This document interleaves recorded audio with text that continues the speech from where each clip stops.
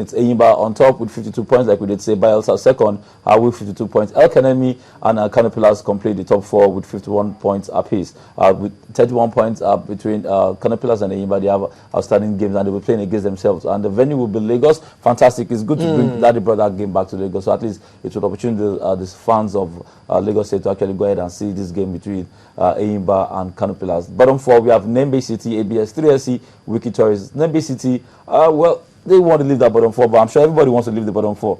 So it's going to be difficult. I'm tempted to say these guys will probably battle for the last 4 to the last days. I mean, 5 more games after today. It will be difficult for Nembe because Nembe go away to Wiki, and Wiki also at bottom of the league at this point in time. So it's tight all through. Like you mentioned, 3SC have a Herculean task. Playing their last 6 games, we know they'll be entertaining Kano Pillars in Ibadan, knowing the fact fully well that Kwara United, Heartland have gone to Ibadan to pick points. Eyimba and Kano Pillars will definitely want to pick points because they want to win the league. So it's pretty difficult for all the teams at the bottom 4 at this moment in time. All right, the games will be played 4 o'clock today, 4 p.m. Across all the centers that we did show you now. And we expect to see fantastic games, no doubt. And again, just like Ken said, Federations Cup finals took place last week Sunday. We were on ground to actually see the game. It was interesting. It was interesting to see Eyimba. I mean, a lot of people were tempted to give it to Eyimba. They did give it to Eyimba. Warri Wolves also, people were passionate about the fact that Warri Wolves have been fantastic. This was the first time they were going to be playing in the finals of the Federations Cup. They went there, proved themselves. Unfortunately, they lost on penalties. They did. The negatives for me, Eyimba didn't come to the party in the first half. CB Gwa was a little bit off, came off. Joshua Ahmad Abuchi came in. Ding Dong Affair, Wolves scored first. Eyimba equalized. Fantastic goal by ACMA. I'm sure he will be in Chan Nations Cup. And then Warri Wolves scored. And Wadegu actually scored a fantastic free kick. I'm sure that guy will be in China as well. Chinedu Doji, fantastic with his partner Femi Thomas in goal. It was brilliant to see. And then Azubike Egweke, unfortunately, they missed that. And Musa Najere came after the game to lament that the fact that Governor Uduahan, the governor of Delta State, had promised them vacation in France and a car, and they missed that courtesy of that. It was bitter, so we can actually imagine. But there's always the next edition. There's always the next year. So I mean, see if we can secure that. Hopefully, the good governor will be trying to keep his promise should he do well that time again. But again, Group A, that's where the Super Eagles Champ tournament, the Super Eagles that were participating at the Champ tournament, they were playing against the likes of South Africa, Mali, and Mozambique. That's Group A for the Champ tournament that will take place in South Africa in January. South Africa, Mali, Nigeria, Mozambique. Group B, we have Zimbabwe, Uganda, Burkina Faso, and Morocco. Group C, we have Ghana, Libya, Ethiopia, Congo. Group D, we have DR Congo, Gabon, Burundi, and Mauritania. That's where it is. That's what it is. Nigeria playing South Africa, Mali, and Mozambique. Moving on, that's where you have a Group C and Group D are the other groups that complete the Champ tournament that will take place in South Africa next year. All right, moving on, we'll go straight to the English Premier League. The English Premier League saw so many interesting games yesterday. However, the focus will be on tonight's game, or this evening's game. It's a Super Sunday, so we like to call it. It's the game between Manchester United and Manchester City. Manchester City playing at home. But the beautiful thing is, when these guys play, there's no home or away. There's really no advantage because the away team most times actually pick points of the home team. But let's look at the results of yesterday's games. Norwich lost 0-1 to Aston Villa. Liverpool played 0-1 with Southampton. Newcastle United played 2-3 with Hull City. West Brom 3-0 over Sunderland. West Ham played 2-3 with Everton. And Chelsea, with Mikel Obi getting his goal for the first time in 7 years. His first Chelsea goal actually at senior level, and he's getting Chelsea got 2-0 over Fulham. I'm going to pick a game and analyze, please. The Chelsea Fulham game was going to be very, very difficult for two. It was always going to be difficult for so many reasons. It's a London derby, 1. 2. Also, Mourinho's team, they've been on a winless streak for 4 matches. They lost against Basel, lost against Munich.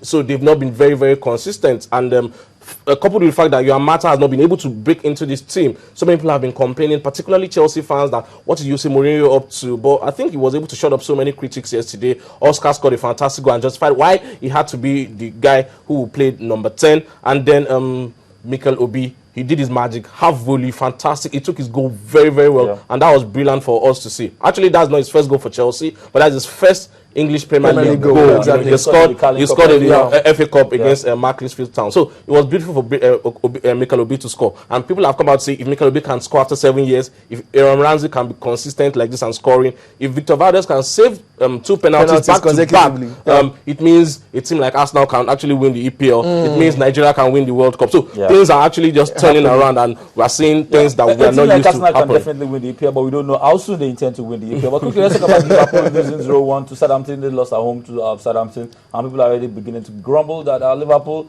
their inconsistency back, the being inconsistent is actually coming back again to the fore. I don't think so. They played against a very good Southampton team. Southampton came prepared in that game, and they ran Liverpool ragged. I think Liverpool missed a creative edge in that game, and that is, I'm talking about Philippe Coutinho. Coutinho was missing in that game, and they lost a little bit of the creativity. They tried filling in players there. Alberto came in and tried to do his best, but nobody actually caught it as Coutinho would have done it. So unfortunately, they lost Coutinho through a shoulder injury against Swansea City. So Moses played, Gerrard, everybody tried, but Southampton were so determined. Pochettino has done Mauricio Pochettino, the coach of Southampton, has done a very good job playing, Osvaldo and Lambert up front. It's just massive. They are massive force. Against any defense in the EPL, they will trouble anybody. So it's a good win for Southampton. I don't want to discredit them for that win. They dug in and they got it. All right, quickly, we need to start rounding off on the segment now, but we'll take a look at the games that we played today. We did say it's going to be Super Sunday by 4 p.m. It's Manchester United, Manchester City, but other games, there will be 2 games, right about 1:30, and we'll have to see Arsenal take on Stoke and Crystal Palace playing host to Swansea City. These are games that we expect to see some level of fireworks. Arsenal will be looking at the opportunity of going back. Tottenham also will be looking at the possibility of going back on top of the table. They get to play against Cardiff City away. So let's look at the Stoke City versus Arsenal. Stoke City played 0-0 with Manchester City about a few days ago. They got to play Arsenal. I'm sure they're high on confidence going into this particular game. Yes, they will be very high on confidence. Kieran Jones firing on all cylinders. It troubled Joe Hart last weekend, but you expect that once they come to Emirates, they've not got a win in Emirates in about 30-something years, and you expect that it to be same for Arsenal. Arteta is back. Bentner will be on the bench, but it's going to be about those on the pitch, particularly Ozil and Giroud, who were good. Aaron Ramsey is also a factor as well. You expect that Arsenal will roll over Stoke. Right. It will be almost impossible for Stoke to go there and pick a point. You know, in the last EPL 5 EPL games in Emirates, Arsenal have won all that game. Talking about the Manchester United derby, it's going to be a very tight one. You know, City a very good defensive side when it comes to the EPL. Since 2012, they've kept the most clean sheets. That is about 21 clean sheets, and they've scored in 52 consecutive matches. Though the record still stands with Manchester United with 66. So it's going to be a very interesting game for me. Looking at the key players for this one, I'll be looking at Wayne Rooney. Wayne Rooney has been involved in about 40 goals for Manchester United in about 44 games without scored or assisted. So it's going to be very, very exciting game for me. Mario Fellaini has won 5 games against City. That is the most he has done against any team in the EPL. So confidence is oozing. Confidence is oozing. And United have won 3 of the last 4 games against Manchester City. But you know, City comes with a lot of package this season. They bought fantastic players from Jovetic to Negredo to Jesus Navas and Fernandinho. They'll put these guys, and all of them might play in today's game. But the Manchester derby might just go anywhere. Chelsea on top with 10 points. Liverpool second with that table will definitely change by every day. Should Arsenal or Tottenham FC pick up maximum points? That's all we are going to be able to take on the segment. But quickly, I'll take you through the scorelines of the Spanish La Liga. We did see Real Madrid play 0-0 with Malaga. Almeria played 2-2 with Levante. Rayo Vallecano lost 0-4 to Barcelona, and Valladolid play 0-2 to Atletico Madrid. That's all time we permit us to take. Guys, we need to go right now. Messi bringing out, Ronaldo getting to play today. Hopefully we get to see Gareth Bale start his thing too with Real Madrid. Definitely, Real Madrid.